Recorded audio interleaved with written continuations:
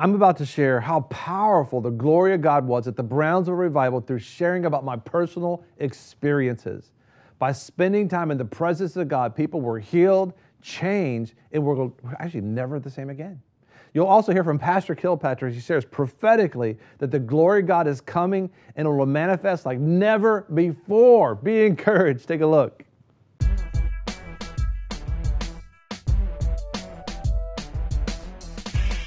Be sure to subscribe and press alert to get new notifications of new success secrets made available on VFN TV. Remember, part of that job that I had to work this one job the one I flew to California about, and I had an office in this particular traditional church that kind of passed its season. It was kind of an empty, dark building, but I had an office to be able to run this particular community thing. And I remember walking down this long, dark hallway upstairs, and actually it was well, I'll tell you what the church was. And so, but God's presence, His glory was so on me. I was happy. I was content. I was peaceful. I didn't need lighting because it was dark there. I didn't need this. I didn't need that. As a matter of fact, even Christian music, even Christian television, just anything was just like noise. You just wanted silence. You wanted silence. You would ride down the road with nothing turned on. And you would just stay in the presence of God. You would go to bed at night and you would lay there and you would be like a log. You would just kind of lay there in one place, the same place. You're just in the glory of God. It reminds me of Samson or Samuel when he would lay by the ark and be in the presence of God. It was like you just got this peacefulness, that comes over you.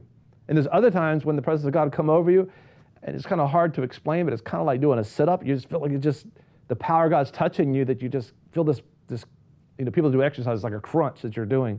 You're literally, sometimes your abs are just so worn out from our reaction to the power of God. And understand our bodies, that it's electrical. Our body's electrical. It fires these nerve systems that causes our muscles to contract. Well, God is all powerful. When His presence shows up, it can cause, us to react to that particular thing. So it's pretty powerful, things that are taking place. Things started happening. People started coming. Obviously, Pastor Kilpatrick and Steve Hill couldn't do everything.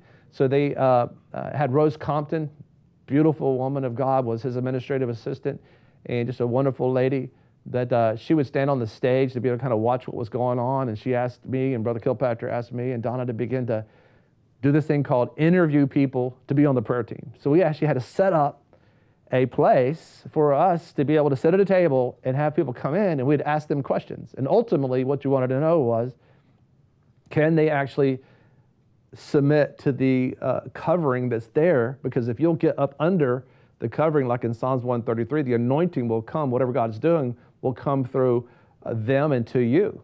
Not would you do your own thing, are you going to be involved in what God's doing? So it's like, well, how do you do this? Because we're coming from a traditional standpoint where basically people just did what they wanted to do, but now we had to find out who was willing to be under authority. And so we had to actually ask people. It was like the fear of the Lord and asking these questions. And some people you said yes, and some people you said no. So we had the privilege of being some of the first people to be able to do that. And then we had to stand on the stage to be able to watch them pray, make sure everybody's treated well. And it's just an honor to be a part of that, but it takes physical, attachment to be a part. Say, I'm committed to this, but you will. The glory of God will makes you want to be, attached to that. And so I think about, worship changed. The worship just shifted to first person. Linda Cooley had just gotten there, and he'll tell you that he didn't want to be there, didn't want to be in any situation like that. He just was done with being a worship leader, I believe, at that time in his life. But God brought him there, brought us there, brought everybody there, and He was going to fix us and change us and heal us, and we were just wanted to be there. So we're looking at that. And so worship, I remember I was driving down the road, and what happened is that everybody wants to know, what did you do? What did you listen to? What books did you read? What messages have you been listening to? Everything that Pastor Kilpatrick had preached over the years. And so they're cranking out as many CDs and tapes as they can because people wanted it. Well, one of the things that we had was we had worship on the beginning of a particular message or something. And I was riding to up the Gulf Coast one particular day, and I slid in one of those CDs or tapes, whatever it was, and I heard this terrible, terrible sound. I'm like, oh my gosh, the particular brothers, the Coleman brothers, were doing all the reproduction at that time. Their studio, and I'm thinking, they've grabbed the wrong master and made the wrong tapes. This is terrible. So I'll call Rose Compton up and I say, Rose, because people are coming from everywhere. They're buying all this stuff. And I said, pull those tapes. They put the wrong things on there, right? So Rose grabs these tapes and pulls them off.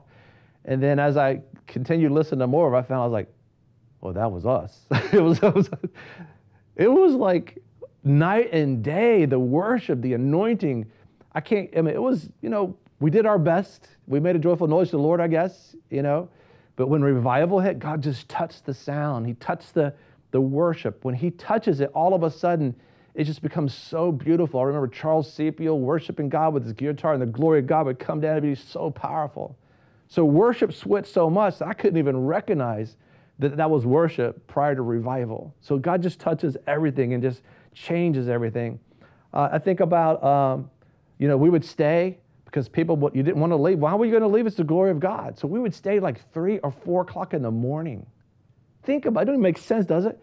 But it was like, we would stay there 24 hours a day. But we had to actually get some rest and get some sleep. And Elmer, he was responsible for the building, he'd flip the lights on and off, and that we know it was time to go. But we're literally just soaking in the glory of God. We're learning how the glory of God moves. We're praying for people. We're seeing how God's moving. And just so many encounters. I could think about a ton of them. But I remember we would leave after 3 or 4 in the morning, and we'd go to like Denny's or Shoney's or someplace like that, and the power of God would be all over us, and we would just be, the presence of God would be manifesting in restaurants. And it was just like, we had to think about, like, you cannot, be DUI, driving under the influence, that you can have the glory of God so heavy on you that you're impaired from being able to function in a normal way. I remember, speaking of Bill Holzinger, this is a guy that, he wears his boots, he's got everything always, right? Well, God touched him in such a way, he was just like a big bowl of jelly. He couldn't even move. We had to literally pick him up and put him in a wheelchair, take him to his truck, and kind of pour him into his truck. I mean, this is what's happening. So obviously he couldn't drive. We joked around about that, literally being under the glory of God, in such a way that you don't need to be driving. So, and we had people actually get pulled over by the police, and they said, are you drinking? What's going on? And of course, things are happening sometimes where they're just feeling the presence of God. And they go, no, it's just God. I mean, these are just powerful things that are going on. Wait, don't go anywhere. Subscribe. Listen, together we can touch the world. That's right. Subscribe below, right? Wait, don't go away. Subscribe. We're going to touch the world. A lot of people want to abide with the Lord, but they just don't have a plan to do it. You can request that plan today at iabide.org. Hey, be sure to check us out at vfnkb.com and also join the VFNKB community at vfnkbcommunity.com. Listen, your success is our success is your success, and our success together is kingdom success.